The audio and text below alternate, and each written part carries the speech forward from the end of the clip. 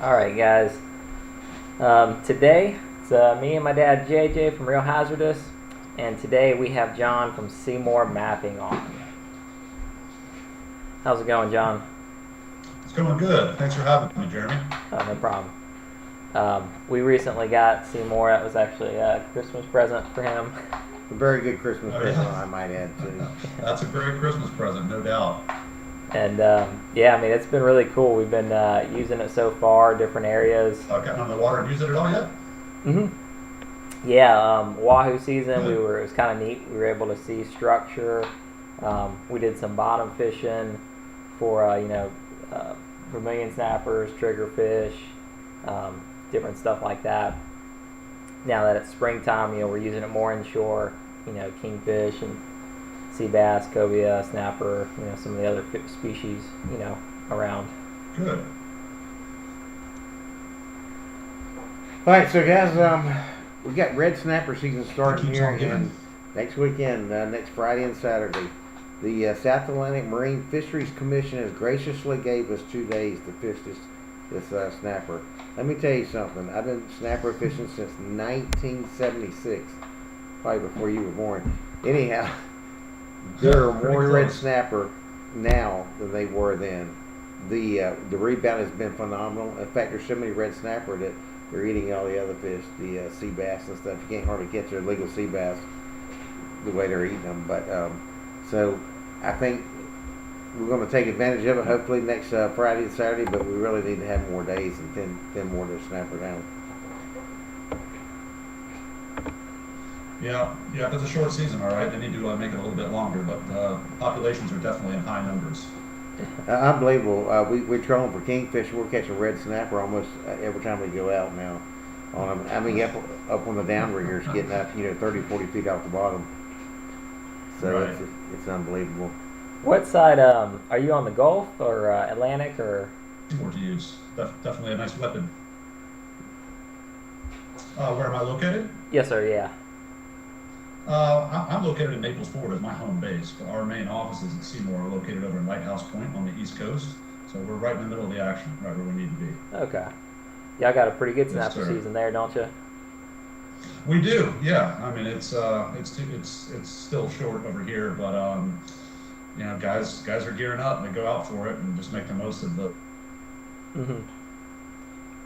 the What? Um, sure are good to eat. yeah. So talking about snapper fishing and the Seymour mapping, um, is there any like particular tips, any kind of structure, um, anything you'd recommend for the upcoming snapper season we should look for on the maps? Well, kind of like you said, I mean, there's so many of them and they're all over the place. The red snapper, you can find them on ledges, a whole lot on ledges, wrecks, rubble piles, anywhere you see a lot of bait also. And that's fishing. They're really all over. Just targeting good structure. If you can find some bait, seems to be a general good thing, no matter what you're trying to target, as long as you've got some good bait around. But hmm it's a little bit different here in the Gulf, as you know. You got to go out a little bit farther to get to any depth. But here on the East Coast, you don't have to go far to target the red snapper. But any good structure, a lot of guys have their numbers, places where they've been successful before. But that's one of the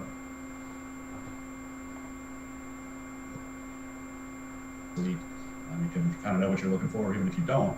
It'll help you identify bottom structure like never before, and hmm with really, really good clarity and pinpoint accuracy.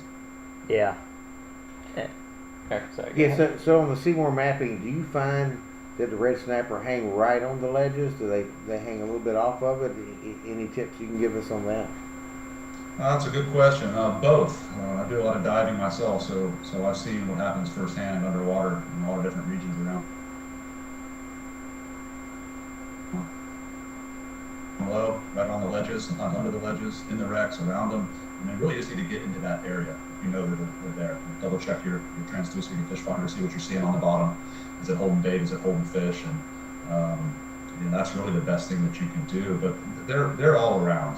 I've seen them circling around superstructures on wrecks, sitting on the bottom, sitting under ledges, sitting in holes, just cruising around, rubble piles, They're definitely not hard to target if you know where they are.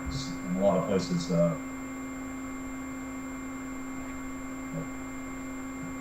big numbers. Mhm. Jacksonville area, St. Augustine, they put the hammer down on them pretty good up there.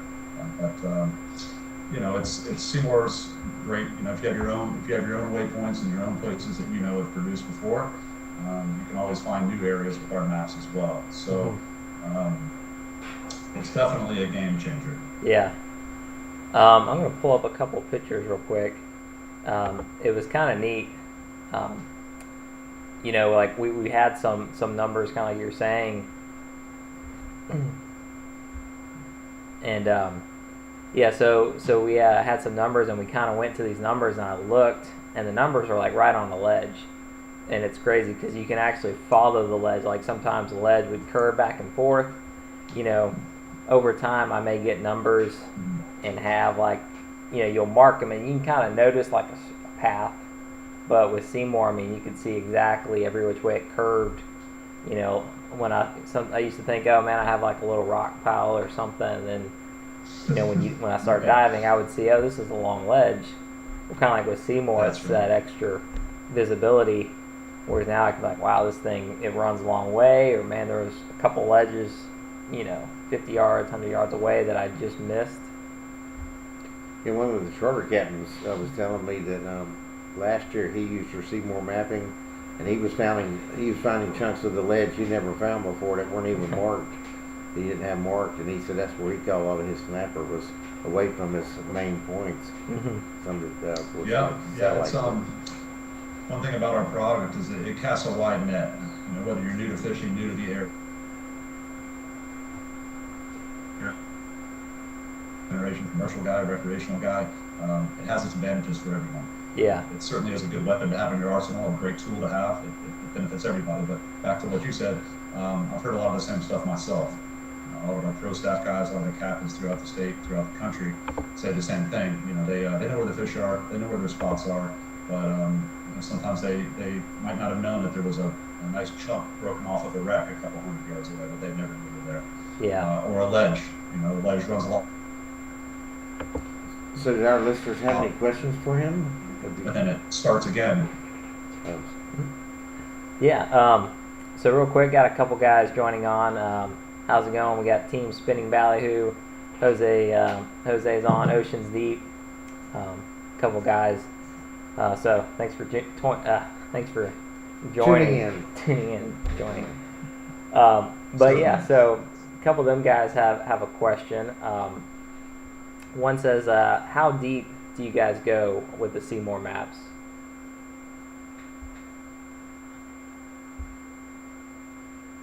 Sorry, you broke up on me. Can you repeat that one for me? Sorry, yeah. Yeah, one of the viewers was asking, how deep does the CMOR maps go out to? Well, it would depend on what region you're referencing there. We have multiple regions all around the country. Where are you fishing out of? Northeast Florida or Jacksonville. Why don't we use that? Mm-hmm. Northeast Florida, Jacksonville. Okay, that's definitely a popular chart.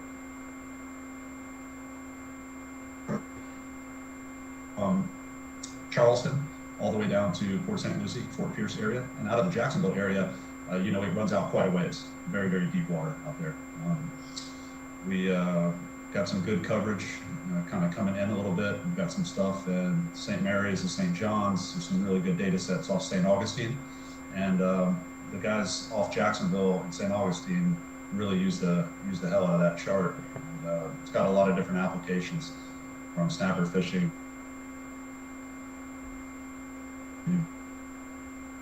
finding these deep spots where they're diving for lobster way out deep, 100 foot plus. But it goes out a long, long way, really farther than a lot of guys are going to fish.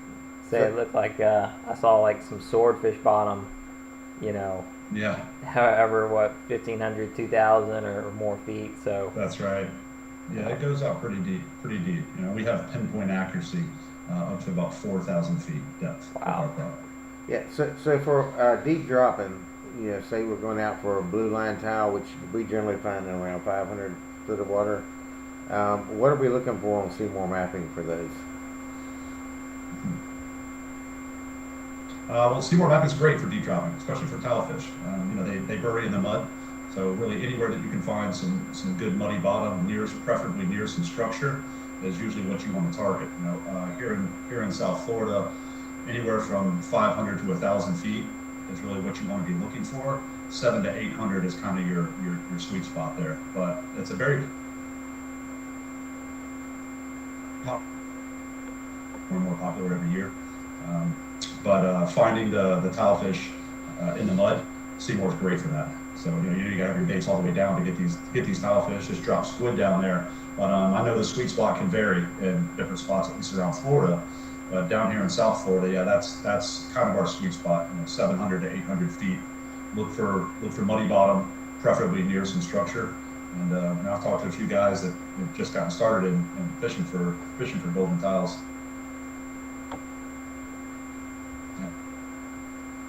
Just looking for those little factors right there. Good muddy bottom. You can sometimes spot their holes down there, but if you can just get near some good structure, some good muddy bottom right around that sweet spot, and then we're 500 to 1,000, maybe 700 to 800, you ought to do okay. And what we found worked good as far as bait was using those black pins and cutting the bellies of them because it's real hardy. And yes, we dropped down there, they worked real well, and you didn't lose your bait hardly at all. I've heard that a lot, increasingly more and more, about dropping those guys down, be it squid or the black bellies. You can really do good.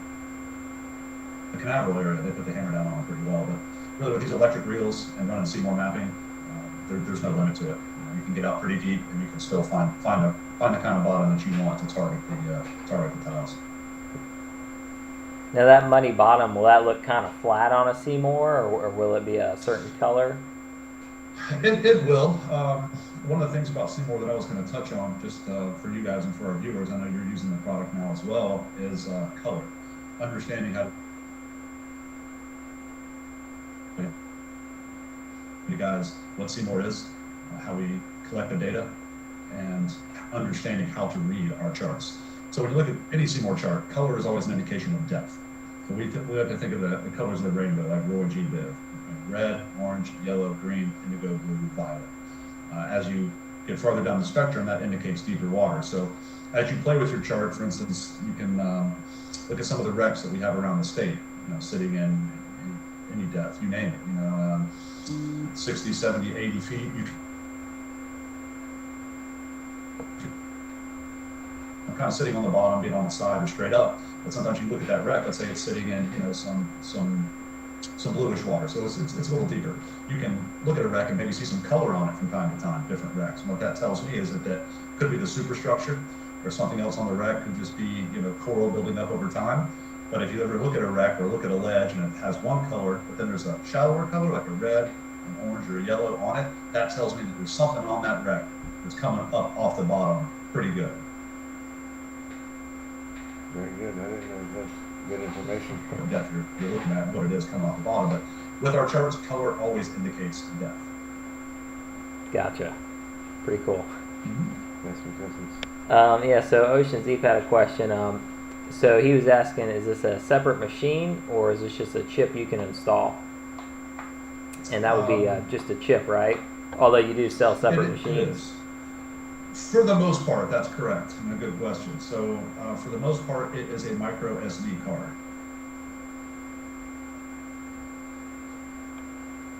Rad, Lowrance, Mercury Vessel View B&G, basically the Navico umbrella, that is one SD card that goes with that family. Ray Marine is its own standalone SD card, and the Furuno units are done with an unlock code via a system ID. So really Furuno does it a little bit differently, but for most chart plotters, be it the Navico brand or Ray Marine, yes, it is a micro SD card that is inserted into your chart plotter with a very quick, easy setup. And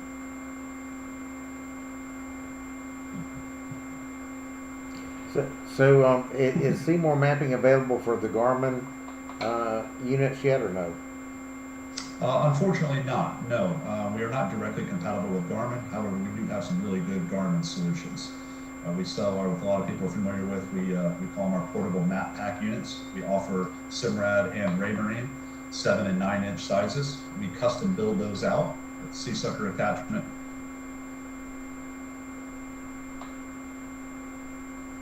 Receptacle, and these units also come with a battery pack for mobile use. All our map pack units have internal GPSs, so you can take them anywhere you have power with a battery pack, so be it your truck or your house or a hotel room or a condo, which is really, really cool. We move a lot of them, and it's something that's very popular, especially with gardening guys. So it's 100% portable, so you can put it on a boat. That sea sucker will stick anywhere, and that's really our most popular.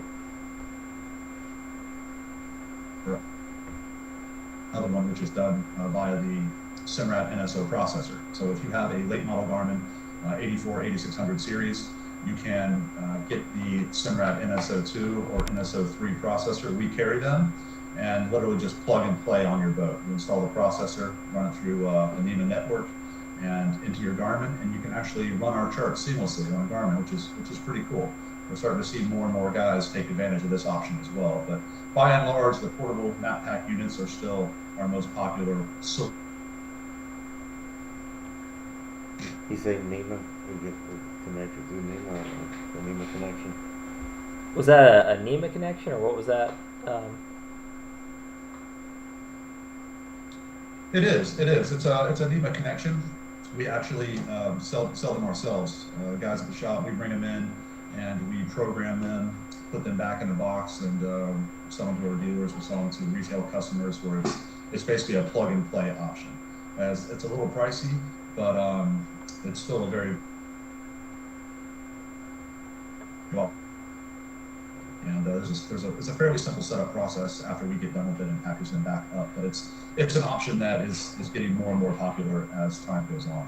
So I'm glad that we carry them, and those are really our two options for Garmin users. Cool. Sounds good. Got a few questions we need to get to. Let's see. Let me check. Asking about the link. Yeah. So we'll put a link in this video for the Seymour, the website and page. So if anyone wants to check it out, they can go right to your page. I think that'd be great. Sweet. So one of the guys, Sean, was asking if there's a tutorial on how to better use Seymour charts. It's kind of us right now, but do you have any additional resources that you recommend for learning about this? Absolutely. I mean, we're really, really good. Our customer service, just to start that off,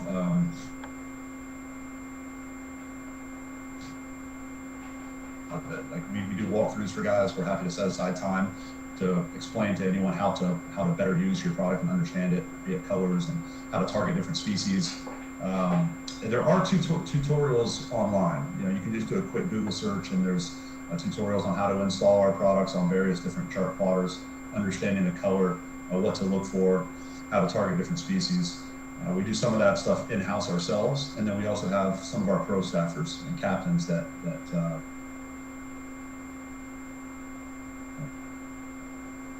so there are other outlets and sources to sort of understand the product, but I still think the best way is to just give us a call. We'll spend as much time with you as you'd like, walk you through anything you need, setup process, the advantages of it, and how to understand how to read your chart and get the most out of it.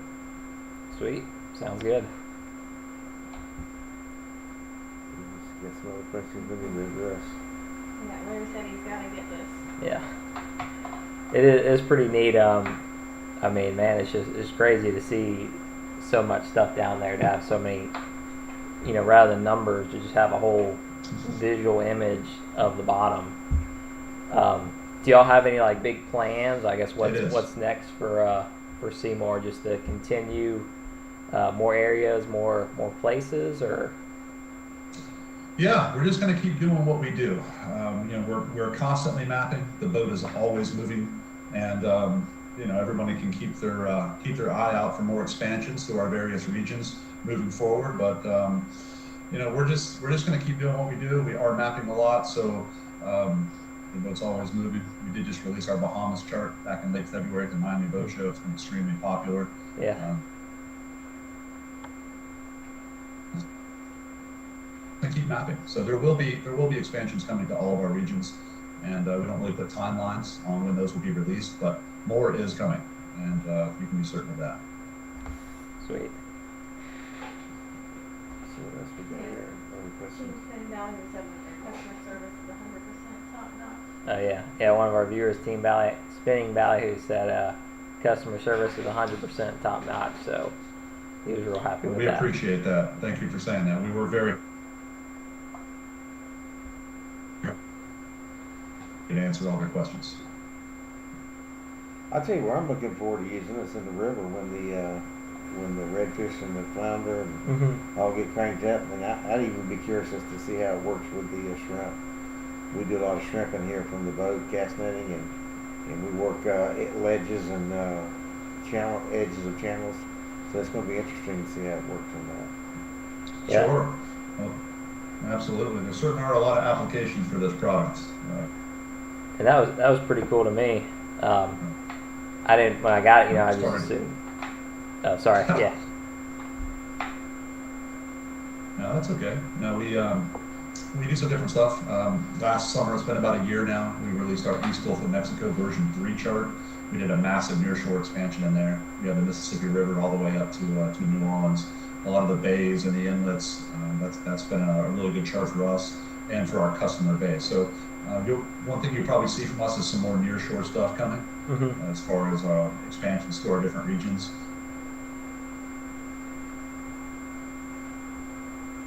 There's flats boats, guys to be able to not always run 80 miles offshore to hit some of this stuff, but that seemed to work out well for us. So I think we're going to keep doing that as well. We're very excited moving forward. We're very proud of the product, and it's a good business model, and everyone seems to really benefit from it. So there's just going to be more expansions coming. So everybody keep your eyes out for that. I think we need to bring Kelly in and let her tell us about her big kingfish. What do you think? You with it or what? Whatever. You want to jump in, Kayla? Just for a minute, come here and tell these guys how you went out there and single-handedly landed the second place lady angler kingfish. Awesome. So, besides the bottom fishing and stuff, it's been pretty neat to use the kind of CMOR maps. Like, I found it really helpful for wahoo fishing, and even now like king fishing, stuff like that. It's Absolutely. neat to be able to troll, the wrecks, the ledges, stuff like that.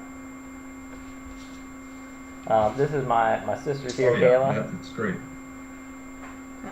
Yeah. We actually recently she got a second place lady angler in the old school kingfish tournament. So Nice work. Thank you. pretty excited. Kingfishing's really ramping up over here, kind of in our area. So between the red snapper season coming up and the kingfishing, it's been keeping us pretty busy. Not bad. Yeah, but you knew where to go for the tournament. You know what location and all that. You even knew what time. It was funny. I was telling my sisters like, hey, they did someone did a study once and was like, hey, most of the big winning kingfish will be caught within that first hour. A lot of times that first bait out gets slammed. And she caught her fish, and we had like 5 minutes till the hour. That first hour's up. So the kingfish made me look like I knew what I was talking about. I'm like, no way it's gonna get caught. But I looked at my watch. I'm like, all right.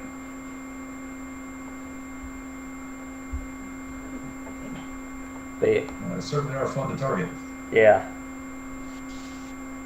But overall, yeah, that's pretty cool. And that was one of the things, talking about the nearshore mapping, I didn't expect that. Like when I first put in the chip and started running out in the river, I was like, whoa, this is all mapped out. So definitely a lot of stuff. But I'm glad you guys are liking it. yes, sir. Well, anyways, we'll get ready and wrap it up. Anything else you want to add, or anything else we should know before we close out? No, I think we pretty much covered it, but I'm happy to answer any questions or anything else if you guys want to fire away, or we can wrap it up. Okay, viewers at home, any last minute questions, post them real quick. Overall it's been a lot of fun, seeing that stuff. To me it's pretty neat just the thought of your boat mapping it, because I mean that's got to be like he's got to be going like back and forth, side to side, right? Like I mean it's got to be some pretty tedious boat driving for him, right? Oh yeah, but they, I think that they're loving it. A seakeeper's a captain's best friend these days. Oh yeah. But the mapping boat gets spotted quite a bit. Like I said, it's always moving. It is a slow process, but the proof is in the pudding. The accuracy, the detail, it's second to none. It's the best chart on the planet. Yeah, and it's actually really nice. Probably one thing to mention now with fuel prices so high, it's been a big help to me. Just going to an area and saying, okay, I've got spots here. I ain't gotta do donuts. Look for it. Try to hit that ledge just right. That's right. So that's fuel prices nowadays. I mean, that was kind of my thought. I was like, this looks neat. Is it worth it? And yeah, it is easily. Even if you take away all the fish you catch, just in terms of fuel costs, that alone, it is well worth it. One question we have real quick. So you do a chart updates. Now, how much are those updates? Are those usually like another card you got to buy, or is it to get an update? Is it like a cheaper version to add to your existing card? So the way that the expansions work is you pay an update fee, $150 update. You can do that for them, or you can go online to CMOR Mapping 24/7, click on updates, select the region that we've just expanded, and you purchase the update, and we just have you send us your old card back. And as soon as we receive it, we send a brand new card out to you with all the existing data that you've been fishing, as well as the new data that we've collected, processed, and now dropped for the expansion. So we also warranty our chart cards for life. So you're pretty well protected there. Sweet. Well, sounds good. I think that covers everything. Really appreciate your time, John. Joining us for the live video and all the information you shared with us. Thank you guys as well. I appreciate it, Jeremy. Well, sounds good. To all the viewers at home, thanks for tuning in. Appreciate you guys watching. Feel free to comment on this video if you catch up on this afterwards. Comment. We'll be sure to answer your questions. We'll share any links we have, and again, Seymour Mapping, great customer service. So feel free to reach out to them as well. Anytime. So, all right, guys. Everyone have a good night. Thank y'all. Good night, guys. Thanks, Jeremy. See ya.